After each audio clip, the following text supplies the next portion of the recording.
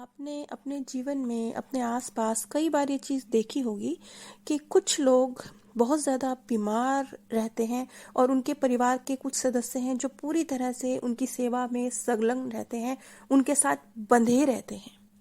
और कई बार इस तरह की परिस्थितियां कई कई साल भी चलती हैं। खास तौर पर अगर आप पति पत्नी के रिश्ते में हैं, तब इस तरह की कोई सिचुएशन अगर आपके सामने आती है तो उससे डील करना बहुत मुश्किल होता है, क्योंकि कई बार एक पार्टनर सालों साल बिस्तर पर रहता है और दूसरा पार्टनर उसकी सेवा करता रहता है। वैसे तो ये सिचुएशन किसी भी रिश्ते में बन सकती है, पर ये सिचुएशन बनती क्यों है? इसके पीछे कारण क्या है? कौन से ऐसे कर्म थे? क्या ऐसी सीख थी? कौन सा ऐसा सोल प्लान था? क्या किस्मत में लिखवा के आए थे और क्यों लिखवा के आए थे? इन सब के जवाब हमें चाहिए होते हैं जब हम इस तरह की किसी परिस्थिति में फंस जाते हैं। ऐसा ही बॉब के साथ भी हुआ। बॉब की इस कहानी के थ्रू हम डिटेल में इस चीज़ को समझेंगे कि किसी के भी जीवन में इस तरह की परिस्थितियाँ क्यों आती हैं, क्या रीज़न है, क्या आपकी किस्मत में लिखा है और क्यों लिखा है। बॉब की कैथरीन से पहली मुलाकात अप्रैल 1958 में हुई थी। बॉब बताते हैं कि ये जैसे पहली नज़र का प्यार था। कैथरीन एक बहुत खूबसूरत लड़की थी, अच्छे परिवार से थी। और बॉब नहीं, बॉब के अलावा भी कई लड़के थे जो उसे बहुत पसंद करते थे। बॉब और कैथरीन की पहली मुलाकात ही कुछ इतनी प्यारी थी, जैसे वो जाने कब से एक दूसरे को जानते हों। बॉब कहता है कि हमने पहली मुलाकात में ही बहुत आपस में गपशप की, मज़ाक किए, अपने ही मज़ाक उड़ाए, अपने ही जीवन की कहानियाँ बहुत एक मज़ाकिया लहज़े में एक दूसरे के साथ शेयर करी और अपनी कमियों का ही बखान किया। नॉर्मली जब एक लड़का लड़की मिलते हैं तो वो अपने खूबसूरत पहलू को सामने रखने की कोशिश करते हैं, लेकिन इनका कुछ अलग ही था। इनकी पहली मुलाकात में ये अपनी कमियों का खुद ही मजाक बना रहे थे और बहुत हंसते मुस्कुराते हुए इनकी ये पहली मुलाकात ख़त्म हुई। और उसके बाद बहुत जल्दी कैथरीन और बॉब ने शादी करने का फैसला ले लिया। बॉब और कैथरीन की शादी में बॉब के पिताजी की तरफ से उन्हें एक कार गिफ्ट की गई और बॉब के दादा-दादी की तरफ से उन्हें $100 गिफ्ट किए गए। यही वो पूरी संपत्ति थी जिसके साथ कैथरीन और बॉब की गृहस्थी की शुरुआत हुई। उस वक़्त बॉब एमबीए की तैयारी कर रहे थे, वो पढ़ रहे थे। इसलिए कैथरीन ने घर को चलाने की ज़िम्मेवारी अपने कंधों पे ली। वो एक अच्छी टीचर के रूप में जानी जाती थी और उन्होंने टीचिंग का कार्य शुरू कर दिया। कुल मिला के कैथरीन और बॉब का एक बहुत अंडरस्टैंडिंग थी उनके रिश्ते के बीच में। दोनों के बीच में आपस में इतनी समझदारी थी कि अगर बॉब कुछ अर्न नहीं भी कर पा रहे हैं, तो भी कैथरीन ने कभी उनसे शिकायत नहीं करी और गृहस्थी को चलाने की ज़िम्मेवारी अपने कंधों पे ली। दूसरी तरफ बॉब ने भी अपनी हर रिस्पॉन्सिबिलिटी को वक़्त आने पर बहुत बेहतरीन तरीके से पूरा किया। कैथरीन को हर संभव तरीके से खुश रखने की कोशिश की। उन दोनों के बीच में एक बहुत ही गहरा मतलब आपस में वो हर बात शेयर किया करते थे। बॉब का एक सक्सेसफुल करियर रहा और अप्रैल 1994 में उन्होंने रिटायरमेंट ली। रिटायरमेंट के जल्दी बाद ही 94 में ही उन्होंने अपने इस रिटायरमेंट की सेलिब्रेशन की शुरुआत करी। उन्होंने कहा कि अब हम अपने ज़िंदगी के इस टाइम को घूमते-फिरते आनंद के साथ गुज़ारेंगे और उन्होंने अपनी कहीं घूमने जाने के लिए बुकिंग करी। पर बॉब बताते हैं कि जैसे ही कैथरीन एयरपोर्ट पे पहुंची तो कैथरीन ने कहा, ओह मेरी कुछ दवाएं हैं, मैं घर भूल आई हूँ।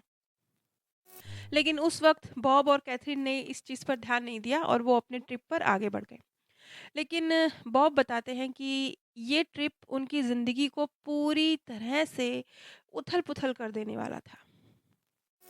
इस ट्रिप के दौरान एक दिन कैथरीन बस जैसे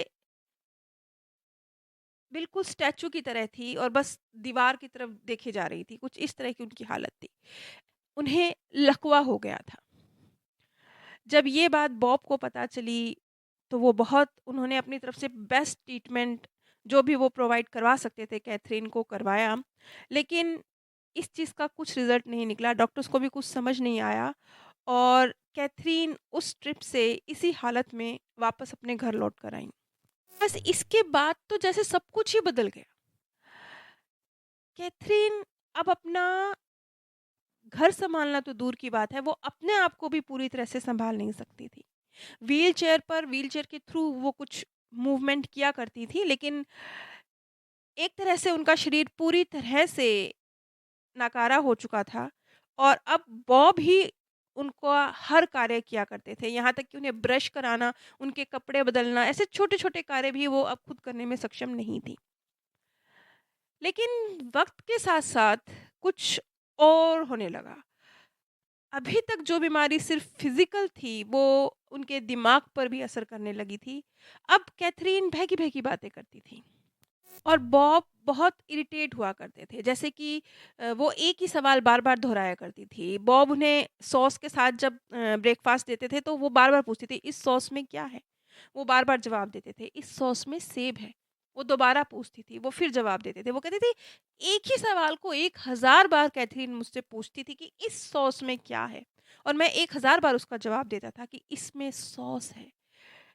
धीरे-धीरे ये कंडीशन और वर्स होने लगी। यहाँ तक कि कई बार रात के वक़्त पुलिस उनके घर का दरवाज़ा खटखटाती थी। क्यों? क्योंकि कैथरीन रात को पुलिस को फ़ोन कर देती थी कि मेरे घर में मेरे पति ने किसी महिला को छुपाया हुआ है। तो पुलिस रात को आती थी उनके घर में सर्च करने की क्या चल रहा है। तो कैथरीन की शिकायत होती थी पुलिस से कि मेरे हस्बैंड ने मेरे चीज़ें किसी और लेडी को गिफ्ट कर दी हैं और इस घर में उस लेडी को छुपा के रखा हुआ है। तो अब आप समझ सकते हैं कि फिज़िकली तो जो दिक्कतें थी सो थी। अब वो मेंटली जो सपोर्ट थी बॉब की कैथरीन की रिश्ते में, एक मेंटल सपोर्ट, इमोशनल सपोर्ट, वो भी अब ख़त्म हो चुकी थी। लेकिन इतनी मुश्किल परिस्थितियों में भी बॉब बस हिम्मत बनाए हुए थे और कैथरीन की सेवा करना उन्होंने नहीं छोड़ा। लेकिन वो अंदर से टूट चुके थे। तो उनको जब इस हालत में उनके भाई ने देखा, तो उनके भाई ने उन्हें थोड़ा अध्यात्म की तरफ मुड़ने को कहा और इसी चर्चा में उन्होंने नील डोनाल्ड वाश की कुछ पुस्तकें पढ़ी। थोड़ा उन्हें जानकारी ली कि ये सब उनके जीवन में जो घट रहा है, क्यों है, किस लिए है। वो इतना ज़्यादा परेशान थे कि फिर उन्होंने डॉक्टर रॉबर्ट से संपर्क किया। वो जानना चाह रहे थे कि ये सब कुछ जो चल रहा है, आखिर क्या सीखना है मुझे इन सब से? क्योंकि वो भी तो अपने जीवन के आखिरी पड़ाव में थे, लगभग रिटायर हो चुके थे। तो ऐसी अवस्था में वो खुद भी फिज़िकली अ, म इतने ज़्यादा ताकतवर नहीं थे, लेकिन फिर भी वो सब कुछ हैंडल कर रहे थे। हाँ, ये इतना ज़रूर हुआ था कि अब क्योंकि उनके पास जॉब नहीं थी, तो वो पूरी तरह से 24 आवर्स अपनी वाइफ़ की सेवा के लिए उपस्थित रह सकते थे। अब आता है मुख्य बिंदु कि ये सब बॉब और कैथरीन के साथ क्यों हुआ। बॉब और कैथरीन इससे पहले भी कई बर्थ एक साथ ले चुके हैं और एक बर्थ में बॉब और कैथरीन, जो कि 4 संतानों के माता-पिता थे, बॉब और कैथरीन की एक संतान को पोलियो हुआ। पोलियो छूत की बीमारी नहीं है, लेकिन आप इसे अंधविश्वास कह लीजिए या परिस्थितियों से भागना, ज़िम्मेवारियों से भागना कह लीजिए। क्योंकि वो जो पोलियोग्रस्त संतान थी, पूरी तरह से वो अपने माता-पिता पर निर्भर थी, हर कार्य के लिए, ऐसे ही जैसे आज कैथरीन बॉब पर निर्भर है। तो बॉब ने उस परिस्थिति में या तो सचमुच उनके अंदर एक अंधविश्वास था कि उनके बाकी संतानों को पोलियो हो जाएगा यदि वो इसके साथ रहेंगे, या वो भागना चाहते थे। तो उन्होंने ये फैसला लिया कि बॉब अपने 3 संतानों को लेकर अलग रहेंगे और कैथरीन अपनी एक संतान जो कि पोलियोग्रस्त है उसके साथ रहेगी। यहाँ पर ये महत्वपूर्ण है कि इनके जो रोल थे वो चेंज हो गए थे, यानी बॉब उस समय माँ के रोल में थे और कैथरीन उस समय पिता के रोल में थी। तो इस तरीके से बॉब उस समय जो कि माँ के रोल में हैं, अपनी 3 संतानों को लेकर अलग रहे और कैथरीन जो कि उस समय पिता के रोल में थी, वो अपनी पोलियोग्रस्त संतान के साथ अलग रहीं। यानी एक तरह से पूरी तरह से बॉब ने अपनी ज़िम्मेवारियों से पल्ला छुड़ाया।